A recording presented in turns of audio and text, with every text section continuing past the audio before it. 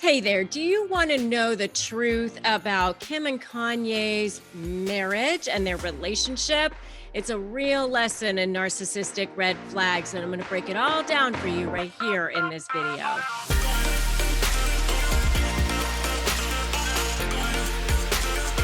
Hey, so I'm Rebecca Zung. I've been recognized as a top attorney and I've written a couple of best-selling books. And what I do is I teach people how to negotiate, especially with narcissists or high conflict, difficult, toxic personalities. And if you are dealing with one or 10, make sure that you subscribe to my channel and hit that notification bell so that you don't miss one single tip or trick in having to deal with these heinous people. I've been there. I've had to deal with a few of them myself. And that's why I have quite the passion for it. I've dealt with them in my law practice, but also in my personal life. And so I know that they suck on every level. So that's why I'm here. That's why I'm on a mission, a crusade to help all people who are dealing with narcissists be saved and be able to move on and create new lives and new futures and all that good stuff. So let's talk about Kim and Kanye and their marriage, because obviously Kim has now filed for divorce. It's something that seems like it was a long time in coming. Kanye has been sort of coming unglued in the public eye, and she has been pretty much taking it for a long time, but there were a lot of things that she had to kind of take. And hey, I'm sure she's no saint either, no pun intended. I know one of their kids is named Saint. Obviously, whenever you're dealing with two people who are trying to keep a marriage going, there is a lot involved, especially with four little children, especially under the scrutiny of the public eye.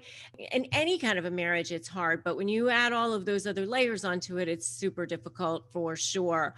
And I did break down more about Kim and Kanye's divorce in another video, and you can definitely check that out as far as what I think might actually happen, what I think they might actually be ending up fighting over, and all that sort of thing. They probably did have a prenup, but even if they had a prenup, there's certain things that'll end up potentially being a something to talk about. And I'm going to talk more about that here coming up as well.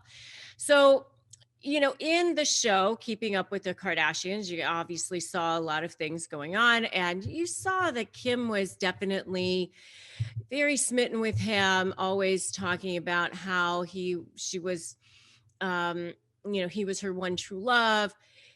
But one of the things that she said, which I thought was really interesting, is that she said he's my biggest believer. And I think that's one of the things that he did initially. One of the narcissistic red flags, by the way, is this idealization phase, this love bomb phase. And he really idolized her. She was his perfect specimen of a woman and all that sort of thing. And I want you to remember that narcissists don't go after you because you have so little value. They target you because you have so much, because in a lot of ways they actually idolize you, because they think that you're so perfect and wonderful. And then it actually gives them narcissistic supply to control this thing that they think has so much value.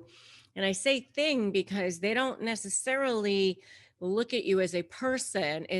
You're more like a possession to them. And so that's really one of the first red flags that there were in this relationship, is that love bomb, that idealization phase that they went through themselves. So another one is that they both need attention. She seems to be more needing like to be adored. He actually just wants attention, and he'll say and do whatever he needs to in order to get attention, even if it's not necessarily in his own best interest, which is highly narcissistic, by the way.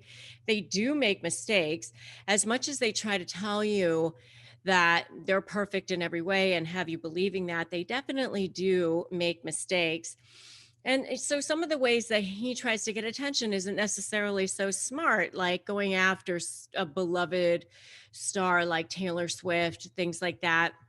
Kim has like a little bit more going for her, in the sense that she's just confident in herself and in her ability to connect with the people who love her, whereas he's kind of more like coming at it from almost like a desperation, and people can sense that, I mean, he's not as stable and set in his confidence. And one of the things that I want all of you to know, if you are negotiating with anyone, but especially with narcissists, is to remember that people will think what you tell them to think. So you need to come with a sense of confidence. You need to come with that sense that you can get it done, that you're not going to be disrespected.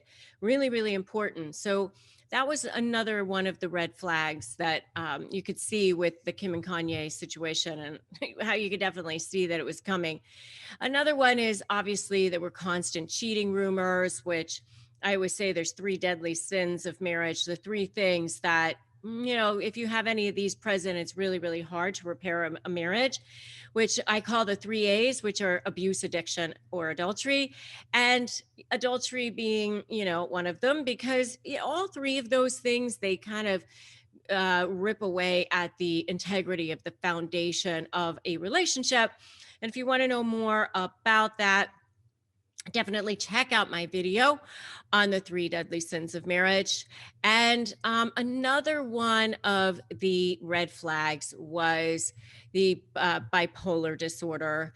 Obviously, many people stay happily married when mental illness is involved. And I would never, ever, ever slam anybody who has a mental illness, of course. I mean, but on the other hand, there were reports where Kim actually said things that he wasn't taking his medication, that he was choosing not to be treated for it. And when that happens, there's going to be all kinds of stuff that's going on in the relationship.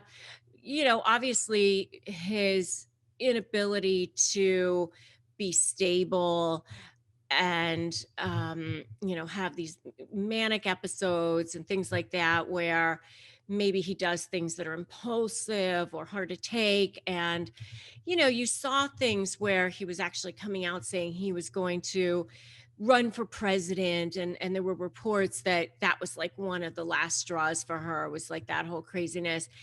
And they're up and down, they have euphoria, and then they're depressed. And it's hard to live with somebody when they are not allowing themselves to be treated, when they have a mental disorder, especially when you're trying to raise four children in the midst of all of that, right? And untreated bipolar disorder can sometimes lead to narcissistic behavior, which also is really hard to live with, and really kind of one of the deadly sins of marriage, I would say, as well too, because now you're having to deal with drama, trauma, and chaos. And all of this excessive need for admiration, and grandiose delusions, and god complexes, and a lack of empathy, and paranoid delusions. No sense of care, compassion, or empathy on your own, for you as the other person in the marriage. And that makes it extremely difficult as well. So there were a lot of red flags leading up to Kim and Kanye's relationship, and how that's going to end up affecting the divorce will remain to be seen.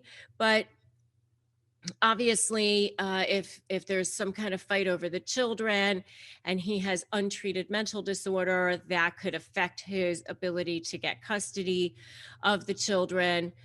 If there's not a prenuptial agreement, then there could be some kind of conversation around support. In general, I would definitely say it's kind of a double-edged sword when you have one party who might have a mental disorder, and you want to use it against them for custody of the children. But then you have to be careful, because if they have a mental disorder, they might turn around and say, well, then I can't work. And now you might be on the hook for some sort of spousal support, which could may not be something that you want to pay. So you have to kind of be careful when you're making these kinds of allegations against the other party. Where are you going with that? And that's kind of part of your overall strategy. So when you are looking at any kind of a negotiation, making sure that you have an overall strategy and you figure out where it is that you actually want to go before you start slinging things around, just making sure that every single thing that you do in your negotiation is actually furthering you toward the goal of wherever it is that you want to go, right? I think that that would make perfect sense. So just thinking about that when you are negotiating, and taking a look at Kim and Kanye's relationship sort of as a lesson. If you are seeing any of those red flags, if you're seeing these kinds of things happening, then maybe it's going to be time for you to at least seek counseling on your own. Start to educate yourself, start to create a plan, start to figure out what it is that you're going to do. If you are in a relationship like this, definitely speak to a lawyer, figure out what your options are. I have courses on stage one, which is when you're thinking about divorce, the things that you should be looking at. If you're interested in that, just go to breakingfreefromdivorce.com and look at stage one. That's the course that I offer for people who are just thinking about divorce and making sure that you have all your ducks in a row so that when you go to file, you've done everything that you needed to do in order to protect yourself. So check that out as well. So, and if you are getting ready to negotiate, you're there, you're like, okay, I know it's coming up. Definitely check out my free Crush My Negotiation Prep worksheet at winmynegotiation.com, and come join me in my free private Facebook group as well. I mean, there's thousands of people in there supporting each other and lifting each other up, because together we rise, right? So if you like this video, give it a like, give it a share, drop me a comment. I would love to know what you think about Kim and Kanye and the red flags that I mentioned, and also what other red flags do you see in relationships. Just give me a shout below. And if you haven't subscribed to my channel, now's a good time to do that. Subscribe, hit the notification bell. And remember, today is a great day to start negotiating your best life wherever you are. That's the jumping off point. And I will see you in the next video.